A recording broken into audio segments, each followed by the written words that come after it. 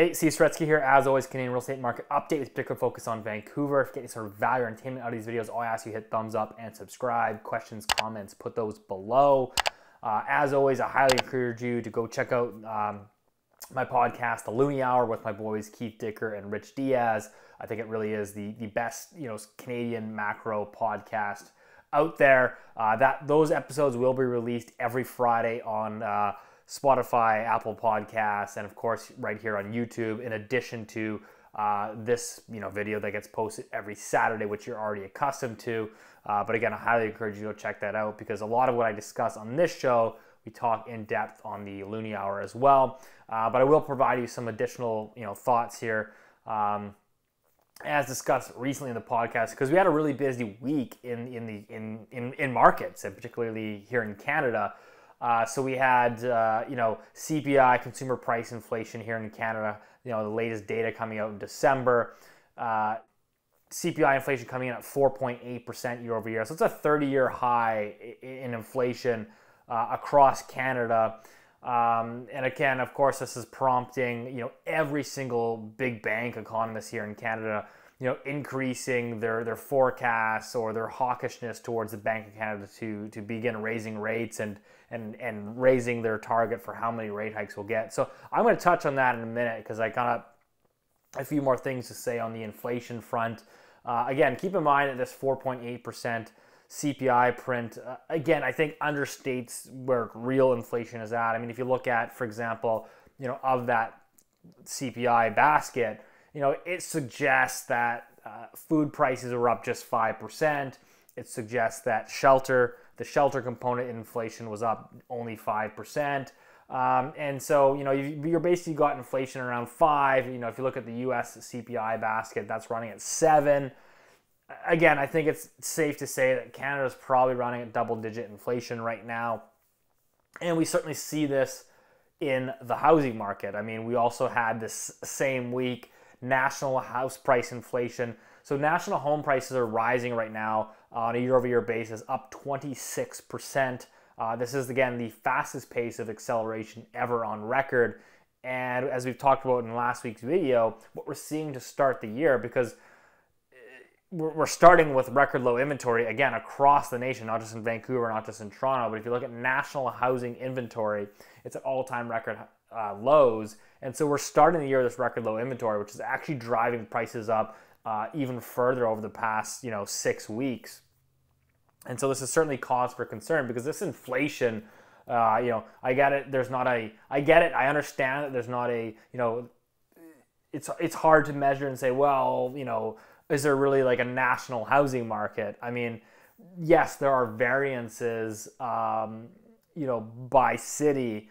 But if we look at it, it is pretty widespread across Canada. I mean, you got Toronto up, leading the board here at plus 31%. Actually, it was New Brunswick that was higher than Toronto, but Toronto plus 31%, Victoria plus 24, Montreal plus 23, Vancouver plus 17, Ottawa plus 16, Winnipeg plus 12, Calgary up plus 10. So it's sweeping across the nation. And so you got to laugh when you look at seeing these home price index numbers coming out, and then you look at the shelter component saying, well, it's just 5%. You can see kind of where we're going is the political pressures are building in the system it is pressuring the Bank of Canada, right? I mean, people are coming out, they're complaining about the cost of living, food prices. Of course, it doesn't help, not to get political, but when the Trudeau government comes out and says, hey, listen, we're going to close the borders to unvaccinated truckers. Well, I mean, guess what? About 50% of U.S. truckers are unvaccinated. And so who's going to deliver all the goods? I mean, we import $21 billion worth of food from the United States every single year. So if half the truckers in the United States aren't able to cross the border, not to mention that in the U.S. is already short 80,000 truckers. And so there's a major labor shortage in that industry. So these businesses aren't able to replace these workers with, vaccinated workers to come across the border. So that's going to put more upwards pressure on food prices. I'm sure many of you are already seeing that in the grocery stores, grocery stores being out of various household items. I mean, certainly for myself, I've noticed it in a lot of my day-to-day stuff. But so this is putting pressure now, ironically, back onto the Bank of Canada, where I think there's a very strong likelihood that they will raise interest rates here at the end of January. I believe it's January 26th is the next date. So you got January and then March. And again, keep in mind that these Bank of Canada meetings are set for the year. And I believe that there's 8 meetings throughout this year. And so the most recent forecast, again, I've kind of blasted these guys before. Scotiabank, I think, was calling for 8 rate hikes by the end of 2023. That was like 3 or 4 months ago. Now they're calling for 7 rate hikes by the end of this year. So I'm going to touch on this because I know a lot of you guys are going to get all disgruntled about what I have to say here, but keep in mind that this show is really just, it's an opinion. I could be wrong. At the end of the day, I'm just trying to help in any way I can with my own comments. Take them as you will. But you've got a situation where you can see every single bank economist is ramping up their forecasts for rate hikes. What I'm going to say is there's one important caveat to understand. First off, traditional economics, as it's practiced in big universities, which basically every economist goes through, and every economist PhD that gets hired at these banks is all basically taught the same. It's kind of like this group thing. In their models, they do not include private credit. So they don't include the role of private credit or private debt in their economic model. So when they're forecasting, GDP, for example, or if they're trying to model, how rate hikes will impact an economy or financial markets, keep in mind that they don't actually factor in the role of private credit or private debt, which, again, you would probably think, well, that's probably a pretty important metric to understand or quantify because, at the end of the day, Canada is one of the most indebted countries in the G20. Total non-financial debt to GDP is roughly 350%. So you would think that private debt would probably factor into your outlook on the economy and the economy's ability to handle higher interest rates. And so one of the people that really flagged this to my attention was the always brilliant Professor Steve Keen, who we've had here on the show. Full plug to him. He actually just released another book. So go check that out, basically on modern economics. But he basically explains how money is created in today's society, and it's in the role of private debt, which ultimately is a precursor to crises. Right? There's a reason why you'll never ever see a big bank economist ever come out with a prediction saying, "Yeah, we're probably gonna have a crisis," or "We're getting close to a financial crisis." They don't predict that. It's not in their scope. And if they did, they'd probably get fired. But it's largely because they don't actually understand and they don't equate private debt in their models. So mind blown there. We'll probably have Professor Steve Keen back on the show to help explain that a little bit further. But that's why these 7 rate hikes are just they're wildly outlandish. At the first sign of markets taking a dump, you're gonna stop talking about inflation. You're gonna start talking about deflation. When you get a sell-off in asset markets, look no further. I'm recording this video on Friday. I think everyone's well aware of this past week what's been happening to the stock market. You've got big tech names off 50+%. You've got crypto off 50%. The market is taking a dump. We haven't even begun to raise interest rates. And I get it. The market is a forward-looking mechanism. So, arguably they're pricing some of this, rate hike tightening into, current pricing. But the reality is once the U.S. Fed starts hiking, you're going to start to, and we've talked about this in the Loonie Hour, you're going to start to create tighter liquidity conditions, stronger U.S. dollar. So it's going to come down to how many rate hikes, how much tightening does it take to really, disrupt financial markets? Because that's what it is. Again, you can love it, you can hate it, you can be mad about the system and how it's created, but at the end of the day, like, even though it's not in these central bankers' mandates, like, they target asset prices, right? I mean, like, if inflation's running at 4, but the stock market's down, 35%, like, they're coming in to pump, they're coming in to print. Like, those assets are the collateral of the global financial system. It's just what it is.